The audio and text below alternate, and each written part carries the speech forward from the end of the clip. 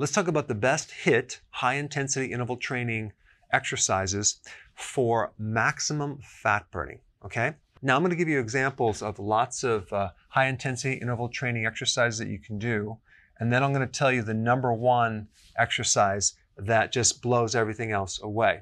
But first, let me just explain what HIIT exercises are. It's a super high intensity, short duration type exercise that produces some seriously high growth hormone spike and other benefits. And the cool thing about it is because you're using this high intensity, short duration exercise, you're not going to be doing a tremendous amount of it. So it's a quicker workout, which takes less time for those busy people.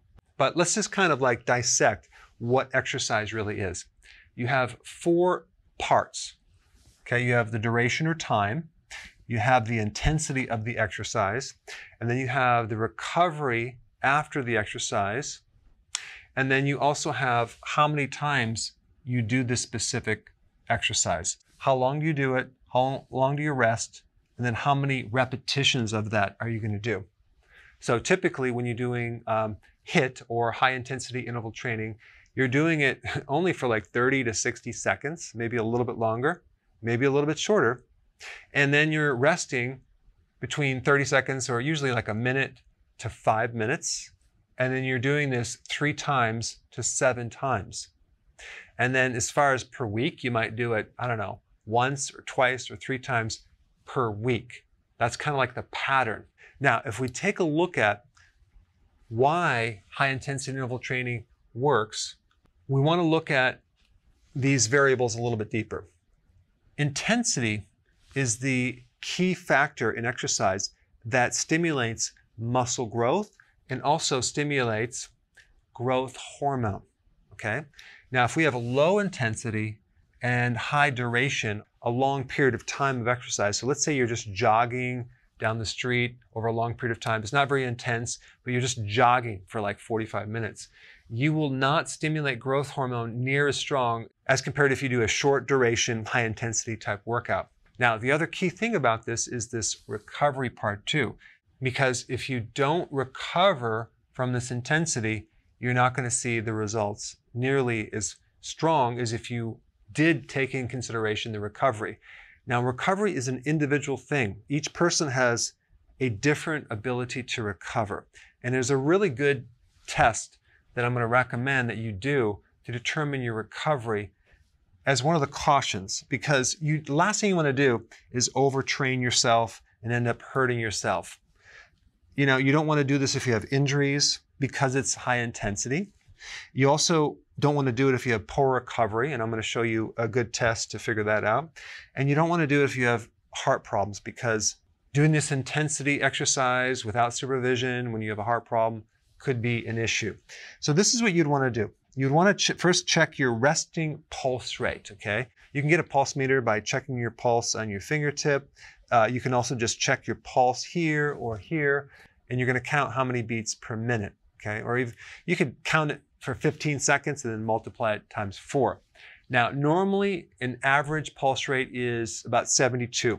If your pulse rate is like high, like 90, 100, higher than that, then you need to check that out because that's not normal in a resting pulse rate. If it's low, that's much better. But it really depends, because if you don't work out and it's really, really low, that could be a heart problem. But if you do exercise and you're somewhat fit, the pulse rate should be like less than 72. It should be like in the 60s.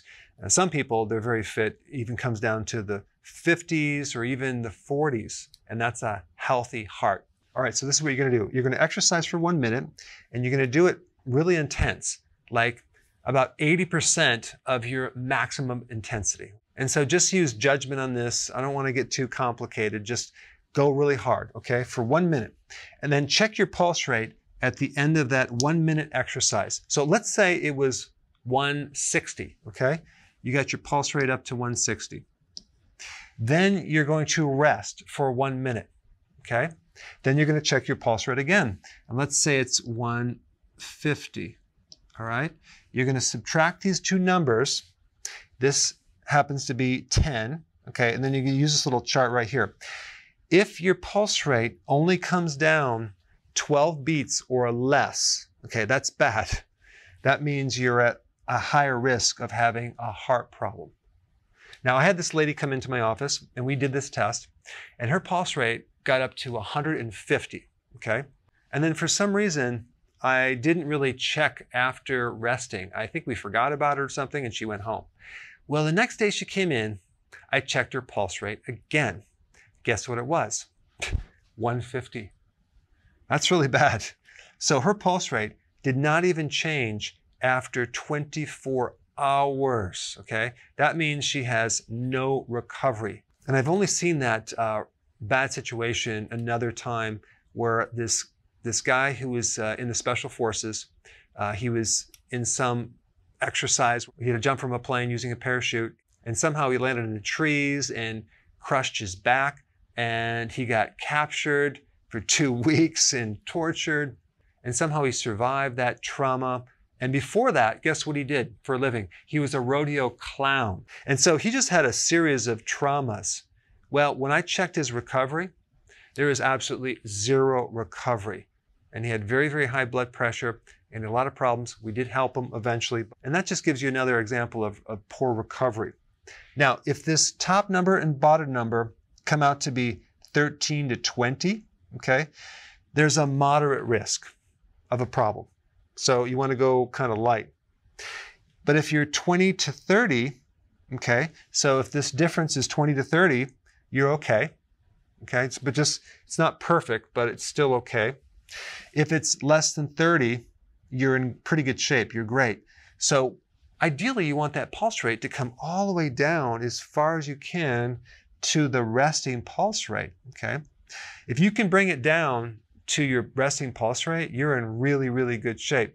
And I remember another story, real quick. I have to tell you, this is fascinating. This guy, he was 80-something years old, okay? And I noticed his pulse rate, I think it was like 160, came all the way down to his resting pulse rate.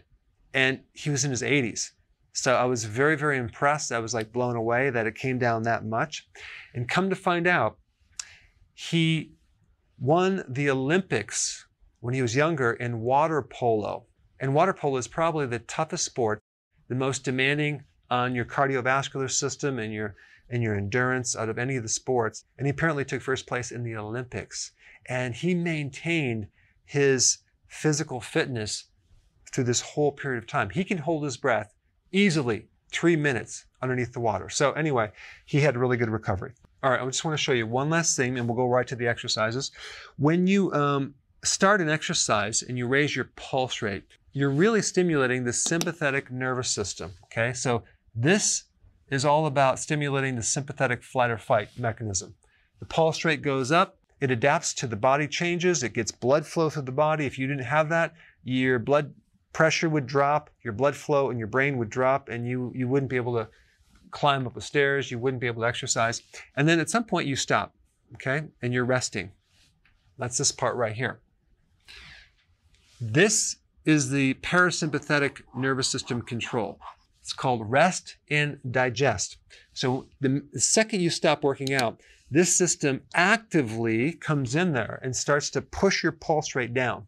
It starts to get your body down into this resting pulse rate and rest state. So it's actually pushing things down. It's a wave pattern. The problem with most people is they don't really see this system. They don't understand it's an active system that needs to be strengthened. And the way you strengthen it is after you work out, you let your body recover long enough.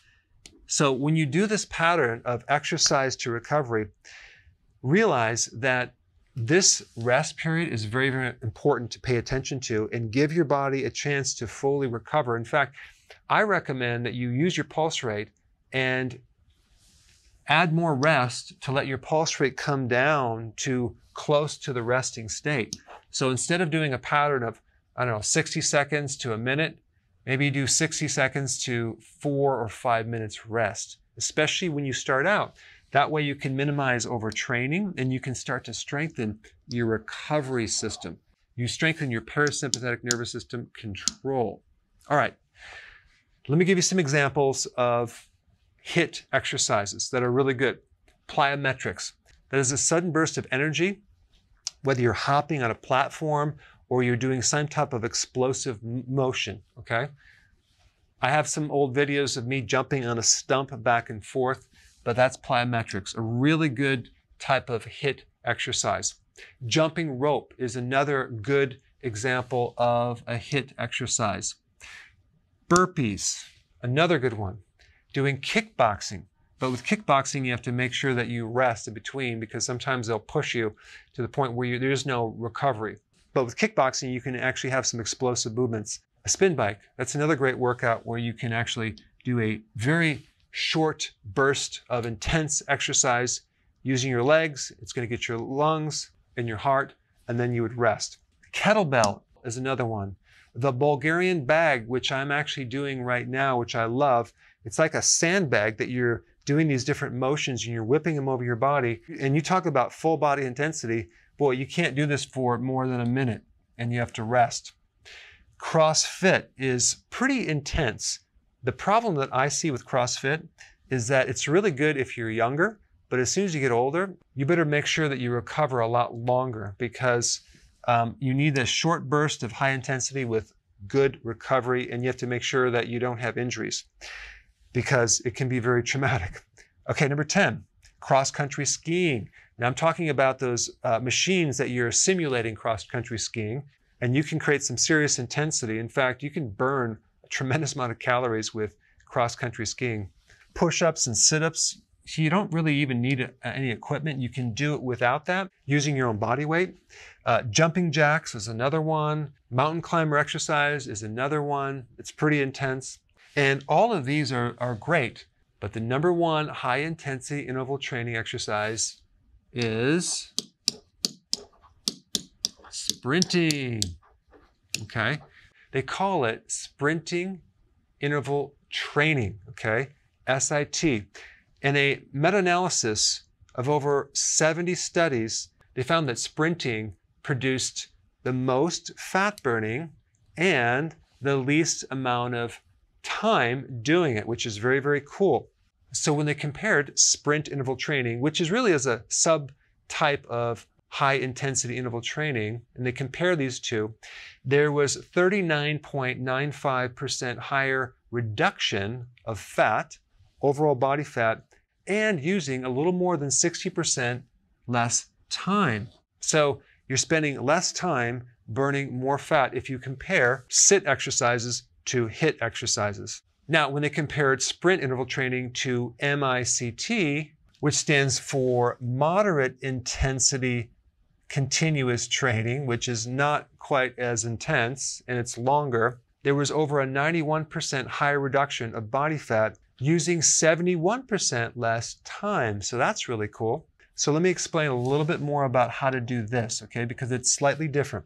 You're doing an all-out 100% effort. You're going as hard and as fast as you can using your whole body, okay? That's number one. You're not using like 80% of maximum intensity. You're just flat out going as fast as you can. Next thing is you're using very short duration. You're going to find that if you're going to sprint, you can't go very, very far, okay? Because you're doing this anaerobically without oxygen in your cells, and you're going to run out of oxygen really fast. But it's a great, great workout, not just for fat burning, but overall health. I mean, if you think about like a 100-yard dash, right? These guys are sprinting 100 yards, and a really good time would be like 12, 11, 10 seconds. I think the world record was like 9 point something seconds. I mean, that is a very, very short workout, right? Well, what I'm talking about is doing a sprint for like 30 seconds up to 60 seconds. Now, for what I'm talking about with the sprinting, I'm talking about maybe you start out with 15-second sprints, okay? Working your way up to 30-second sprints, and maybe eventually up to 60-second sprints. But most people won't get up to 60. They'll stay at 30-second sprints. So that's a very short workout, right? So it's a shorter workout, but your rest has to be longer. You want to rest between 2 and 4 minutes with a full rest. You don't want to jog in place. You want to sit down, let your pulse rate come all the way down to normal. So this is your workout, okay, if you're going to do sprinting. Maybe you find a place where there's a a park, nice soft grass, you have your tennis shoes on and you can sprint. You start out doing your 15-second sprints, okay?